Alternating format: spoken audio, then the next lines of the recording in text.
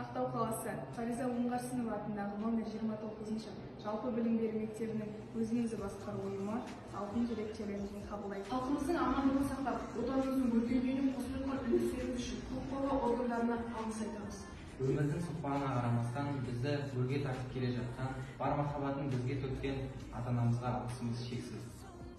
Ұстаздық еткен жамқа себебіге балаға деген оларға айтамыз. Жас ұрпақтың санасына берген тәлім тәрбиеңіз бен өлшеусіз көмегіңізге ұстаздар үшін мың алғыс.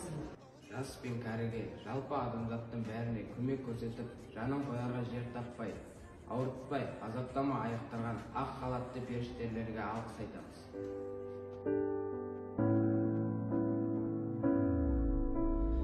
Асығып келер бір көктем, жүректің жан сырын айтып, бақытты шақты көрсету, бәрі де өтеді екен. Бүгінгі айтқан сөздерді ертеңін ұмытып кетем. Сезіммен үміті жанған,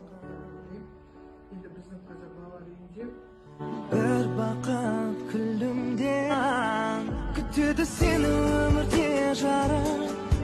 Жүресің ертең күлімде бәрі, білесің қайтып келмейді уақыт. Қайтесің сонда мені оғалап. Қандай жүктелеріңіз бар, соның бәрі ертең бір сүріне орындалады.